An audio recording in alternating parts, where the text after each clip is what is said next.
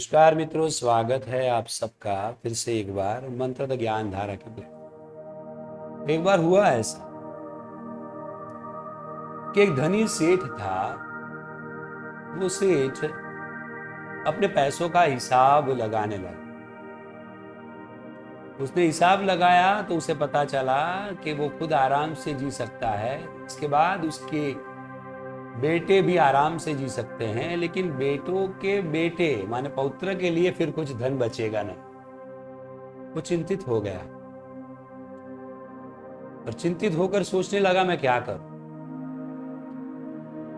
किसी ने कहा नजदीक में बुद्ध है, वो महात्मा है, आत्मज्ञानी है, आप जाइए और आप अपना प्रश्न उनके पास उनके समक्ष जाके बताइए।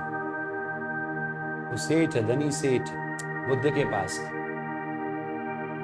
बुद्ध को बताया कि मैं क्या करूं कि मैं आराम से जी सकता हूं, मेरा बेटा भी आराम से जी सकता है, लेकिन उसके बाद मेरे पौत्रों के लिए मेरे पास धन नहीं रहेगा, उसकी वजह से मुझे नींद नहीं आती। बुद्ध मुस्कुराए। बुद्ध ने कहा कि चिंता ही ऐसी चीज है जिसकी वजह से हमें नींद नहीं आती। और हम चिंता किसकी करते हैं? जो चीज हमारे हाथ में नहीं है उसकी। हम भविष्य की चिंता करते हैं जिसे हमें पता नहीं है कि जो होने वाला है। हम दुखी क्यों रहते हैं? भूतकाल में हुई चीजों को याद कर, माने जो हो गया है उसको याद करके हम दुखी होते हैं, और जो होने वाला है या नहीं हमें पता नहीं है भविष्य में, वो याद करके हम चिंतित रहते हैं। इसका कोई अर्थ नहीं है, जिसकी वजह से हम हमारे भविष्य को बिगाड़ रहे हैं। बुद्ध ने आगे उनको बताया कि आप ये सोचिए कि आप भविष्य का सोचकर आगे क्या कर सकते। हाँ, आप वर्तमान में कुछ कार्य करके भविष्य को जरूर से बदल सकते। तो वो सेठ ने कहा कि आपने कहा वो मैं समझ गया, लेकिन क्या हमें भविष्य के बारे में सोचना नहीं चाहिए? ये हमारा कर्तव्य नहीं बनता हमारे समाज के लिए, हमारे परिवार के लिए? बुद्ध मुस्कुराए और उन्होंने कहा कि हाँ, हमारा कर्तव्य जरूर से बनता है कि हम भविष्य के बारे में सोचें, लेकिन सोचकर चिंता ना करें।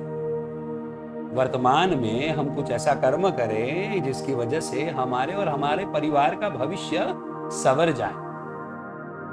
बुद्ध ने आगे बताया कि मुझे ये बताइए कि आप नहीं थे तभी भी ये आपका भविष्य, आपका समाज था।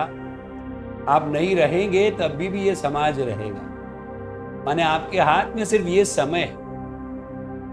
माने कि उन्होंने कहा कि पूरा खेल बी, सी और डी का है। माने बर्थ माने बी, जो आपके हाथ में नहीं है। हम पहले से ये सोच नहीं सकते कि हमारे माता पिता ये होंगे। अब ये सोच नहीं सकते कि हमारा ऐसा नाक होगा, ऐसा कान होगा, ऐसी आंखें। और डेथ, मृत्यु हमें पूछकर नहीं आती, वो भी हमें पता नहीं है कब आने वाली। माने बी और डी हमारे हाथ में नहीं है, लेकिन बी और डी के बीच में सी है, जिसे हम चॉइस बोलते हैं, जिसे हम लाइफ बोलते हैं। वो लाइफ आपके हाथ में है, जिसे हम वर्तमान कहते हैं। भाई, लाइफ में आप अच्छे कर्म करके अपने भविष्य को एक उम्दा जगह पर पहुंचा सकते। तो चिंता करना छोड़िए और कार्य और कर्म में लग जाएं।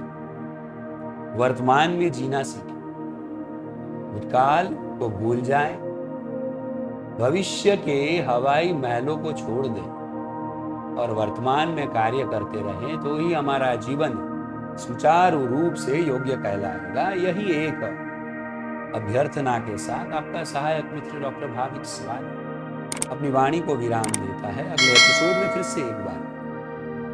तब तक के लिए सबका शुभ हो, सबका मंगल हो।